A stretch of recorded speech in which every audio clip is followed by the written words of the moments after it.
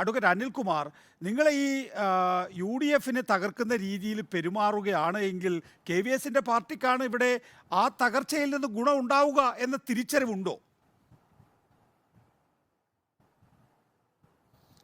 അതല്ല, യഥാർത്ഥത്തിൽ ഞങ്ങളാരും തകർക്കാൻ നോക്കിയിട്ടില്ല. കേരളത്തിലെ UDF-ന് 19 സീറ്റ് കിട്ടി. അതിനുശേഷം UDF മുന്നോട്ട് പോയോ? UDF എന്താ ദുർബലപ്പെടാൻ കാരണം? I will go with BJP എന്ന് KPC പ്രസിഡന്റ് പറഞ്ഞാൽ ഞങ്ങളായിട്ട് പ്രത്യേകിച്ച് തകർക്കാൻ നടക്കണോ? എന്താ KPC പ്രസിഡന്റ് പറഞ്ഞത്? മുമ്പ് LDF UDF മാത്രമേ ഉള്ളായിരുന്നു, ഇപ്പോൾ ഓൾട്ടർനേറ്റീവ് ഉണ്ട്. അപ്പോൾ ആരാണ് ഞങ്ങൾ UDF-നെ തകർക്കാനാണോ നോക്കണത്? മുസ്ലിം ലീഗ് ഉൾപ്പെട്ട മുന്നണിയുടെ നേതാവായി നിൽക്കുന്ന കോൺഗ്രസിൻ്റെ കേരളത്തിലെ പ്രസിഡന്റ് പറയുകയാണ് ഇവിടെ ഓൾട്ടർനേറ്റീവ് ഉണ്ട്, BJP ആണ് ഓൾട്ടർനേറ്റീവ്. ആ ഓൾട്ടർനേറ്റീവിലേക്ക് ഞാൻ പോകുമെന്ന് കോൺഗ്രസിൻ്റെ വർക്കിംഗ് പ്രസിഡന്റ് ആയിരിക്കുമ്പോൾ ഒരാൾ പറയുകയാണ്. അദ്ദേഹത്തിനെ നയിക്കുന്ന ഒരു കോൺഗ്രസിൽ കേരളത്തിലെ ന്യൂനപക്ഷങ്ങൾ ഉൾപ്പെടെയുള്ള മതനിരപേക്ഷവാദികൾ വിശ്വസിക്കുമോ? ഇനി ബഹുമാനപ്പെട്ട ശ്രീ ഉമ്മൻചാണ്ടി അരുവിക്കര തെരഞ്ഞെടുപ്പ് നടന്നപ്പോൾ എന്താ പറഞ്ഞത്? പോരാട്ടം BJP-യും കോൺഗ്രസുമായിട്ടാണ്. LDF-നെ 3-ാം സ്ഥാനത്താക്കി ഉമ്മൻചാണ്ടി. സത്യവതായിരുന്നില്ലല്ലോ. ഇനി കരുണാകരൻ്റെ കോലീബിസൊക്കെയും പറന്നുപോയോ ഈ മുരളിക്ക് ജയിക്കാൻ വേണ്ടി? അതിൻ്റെ ഭാഗമായിട്ട് രക്തസിംഗിനെയും അതുപോലെ തന്നെ മാധവൻകുട്ടിയെ സ്ഥാനാർത്ഥിയാക്കിയത് മറന്നുപോയോ? കരുണാകരനാവട്ടെ, ആന്റണി ആവട്ടെ, ഉമ്മൻചാണ്ടി ആവട്ടെ, ഇവരെല്ലാവരും BJP-ക്ക് അനുകൂലമായ രാഷ്ട്രീയം പയറ്റി. ആ പയറ്റിയതിൻ്റെ പ്രായോഗികതയ്ക്കാണ് ഇന്ന് കെ സുധാകരൻ നോക്കിക്കൊണ്ടിരിക്കുന്നത്. അങ്ങനെ നോക്കിക്കൊണ്ടിരിക്കുമ്പോൾ കോൺഗ്രസ്സുകാരും BJP-ക്കാർക്കും തമ്മിൽ വലിയ അകലമില്ലാത്തതുകൊണ്ട് അങ്ങോട്ടും ഇങ്ങോട്ടും ചാടി കളിക്കും.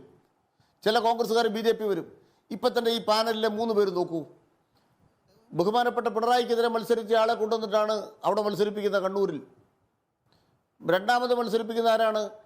ഉമ്മൻചാണ്ടി സർക്കാർ ഇരിക്കുന്ന കാലത്ത് കാലിക്കറ്റ് സർവകലാശാല BC മലപ്പുറത്ത് മത്സരിക്കുകയല്ലേ. പിന്നെ വന്നിരിക്കുന്ന ആരാണ്? മൂന്നാമത് മത്സരിക്കുന്നത് BJP-യുടെ പാനലിൽ മത്സരിക്കുന്ന ആളാരാണ്? കോൺഗ്രസിൽ നിന്ന് വന്ന ആൾ. ഇങ്ങനെ 3 പേര് ഈ പാനലിൽ തന്നെ 3 പേര് കോൺഗ്രസിൽ നിന്ന് വന്നവരാണ്. ഇനി ബാക്കി ആരൊക്കെ വരുമെന്ന് നമുക്ക് അറിയാറായിട്ടില്ല. ഇതിൽ നിന്ന് തെളിയുന്ന കാര്യം എന്താണ്? CPM-ഓ LDF-ഓ നിലപാടെടുത്തിട്ട് കോൺഗ്രസിനെ ഇവിടെ ദുർബലമാക്കുന്നില്ല.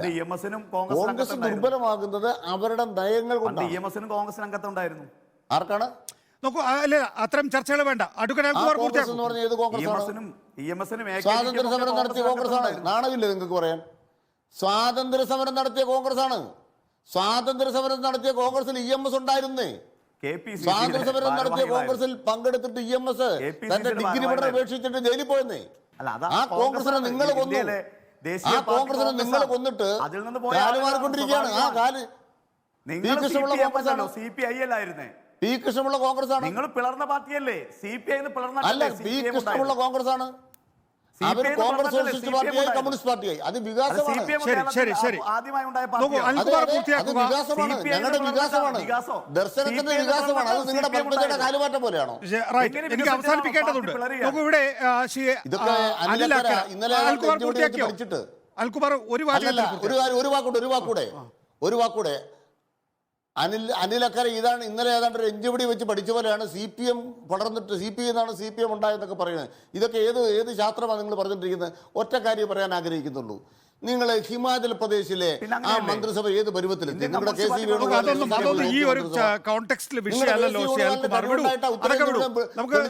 അതൊക്കെ ചർച്ച ചെയ്യാനുള്ള സമയം ഉണ്ടാവും. തെരഞ്ഞെടുപ്പല്ലേ തൊട്ടടുത്ത ദിവസങ്ങളിൽ. ഇന്നിന്റെ രാഷ്ട്രീയം ചർച്ച ചെയ്യാം. അല്ലക്കരെ നോക്കൂ, TN പ്രതാപൻ അടക്കമുള്ള ഉപദ്രവകാരനാണ് ഞാൻ പാർട്ടി വിട്ടത്.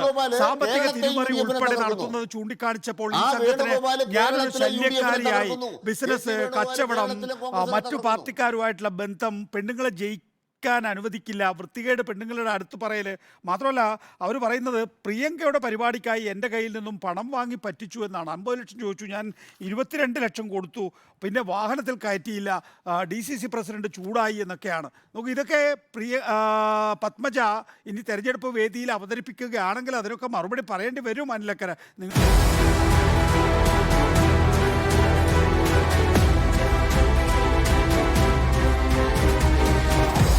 Debate with MV Nikesh Kumar.